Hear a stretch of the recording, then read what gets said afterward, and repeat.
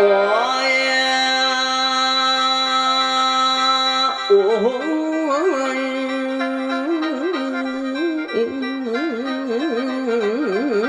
โอ้ยเสียงเสียง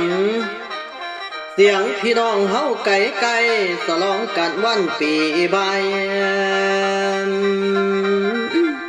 หรือบัดนี้วาง6 ทุ่มเดือนธันวา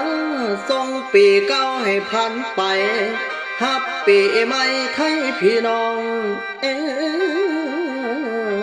ได้โห่ห้อง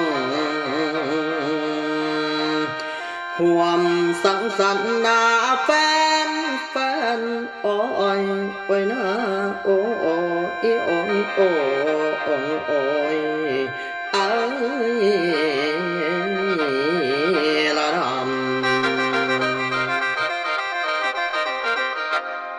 เรื่องบัดนี้ฟังก่อนพี่น้องเอ้ยปีเก่าผ่านกายได้ปีใหม่เข้ามาเยือน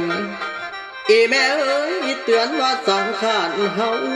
ผ่านไปอีกปีแล้วแล้วว่าปี699เข้ามาแล้วน้องพี่ปี68ว่านี้ปี68ว่านี้ก็เบิดสิ้นดวงกายญาติพี่น้องเอ้ยเด้อโอ้ยทั้งลูกเต่าเล่าล้านนี่แหละอีแม่เอ้ยสุขสำราญกายใจปีใหม่มาถึงแล้วสิขอไว้พรแก้วชัยโยสิทธิโชคโลกอย่าพานมันอย่าไกลบัดปีได้ดอกพันกายปีใหม่โยกยังใหญ่ไล่ปีเก่าเด้อให้นี้ไปนี่แล้วด้านจิตใจให้สดใสด้านร่างกายให้สดสีคู่สู่คนลุงป่าเอาอาณาตายายพ่อแม่เท่าแก่เด็กน้อยเท่าแก่เด็กน้อยไว้รุ่นหนุ่มขาน้องฝากเสียงล้ำกระจายก่อน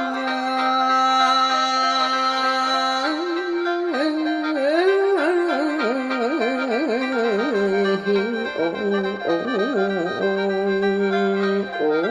โอ้หรือบัดนี้แม่ผมเอ้ยฝากเสียงล้ำกระจายกองถึงน้องพี่แฟนรายการนี้แล้วไหนคือบ่าวบุญมาทั่วไทยอีสานกวางแฟนทั้งพวงเขานี่ฮอดวาระปีใบสิอวยพรส่งให้เป็นลำลองส่งกระจาย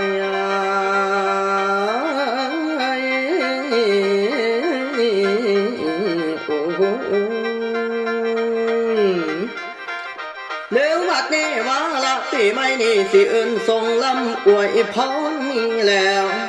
แฟนอย่ามีเว้นภัยสิ่งใดอย่ามาต้องสนุกเนาในห้องเคหาหายป่วยเป็นคนรอคนสวยมีเงินทองอีกด้วยรวยแบ่งแต่งกินรวยไปเบิดทุกสิ่งสิ้นทรัพย์ส่วนสลิงค้างนี้แล้ว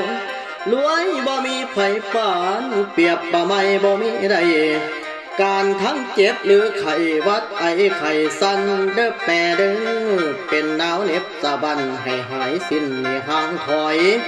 ไข้ไทยฟอยไข้ปางไข้สังไข้วัดใหญ่แม่ผมเอ๋ยเป็นไข้ยื้อเป็นไอทั้งเจ็บหัวปวดท้องอย่ามาข้องนั่นเกี่ยวพันทุกสิ่งสั่นวันนโลกอหิวา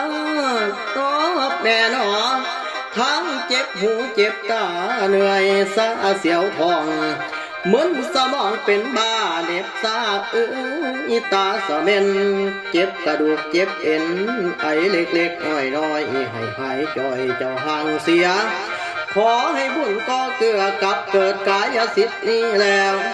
สาธุเด้อมีเดชามีฤทธิ์ปราบมารมนหายฮอดปีใหม่แล้วเอ้ยอ้ายเฮ็ดแนวใดก็ให้ของหรือบัดนี้แฟนเอ้ยแฟน ให้รวยเงินรวยทองรวยบุญญาบาปมีรวยญาติเด้อพี่น้องคมสอนน้อง